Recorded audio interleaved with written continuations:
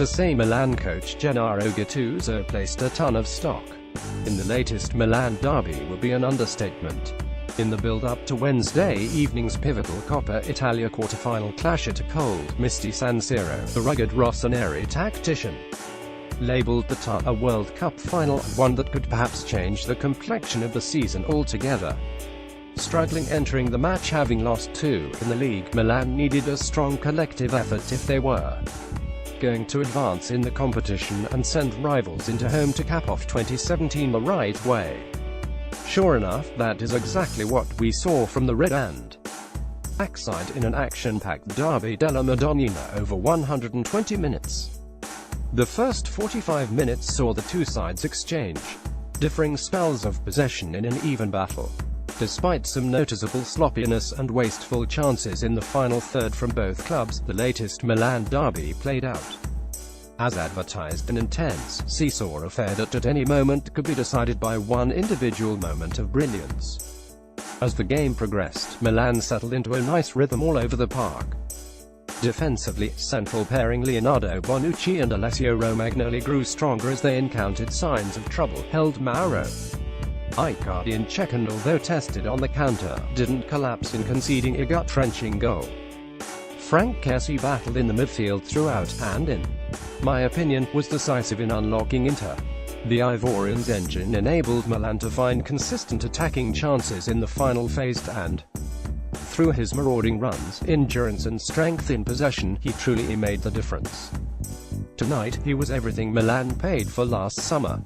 On several occasions, the efforts of third-choice keeper Antonio Donnarumma as the last line of defense were paramount and unexpected, to say the least. The Italian backstop probably didn't wake up in the morning envisioning his debut to come against Inter, but he was ready when called upon by Gattuso after brother Gianluigi and then Marco Storari pulled out through injury. Ultimately, he made the most of his opportunity by bailing out his defense with a few key saves. Where momentum in this match swung in favor of Milan was when Gattuso opted to yank Manuel Locatelli from his mezzala role and lost the injured Nikola Kalinic, replacing the pair with Patrick Cutrone and Hakan Çalhanoğlu, who immediately provided sparks from the bench. The Turkish playmaker, who has been subject of transfer rumours linking him to Galatasaray and Fenerbahce amidst a lacklustre campaign in Italy, brought life to the attack and opened up the game for the Rossoneri to apply pressure onto Luciano Spalletti's defence. As for Cutrone, what more can be said? The kid bleeds red and black and has a contagious personality that you can't help but be impressed by. For weeks, supporters have been calling for the 19-year-old to start regularly because there is just something about his unerring confidence, tenacity in the final third, and the knack for deciding matches with timely goals that simply cannot be ignored any longer. Fittingly, the born and bred red and black bomber was rewarded for his unwavering work rate when he decided the affair in the 104th minute with a clinical piece of finishing after Sousa picked him out in the box to beat Inter's defense.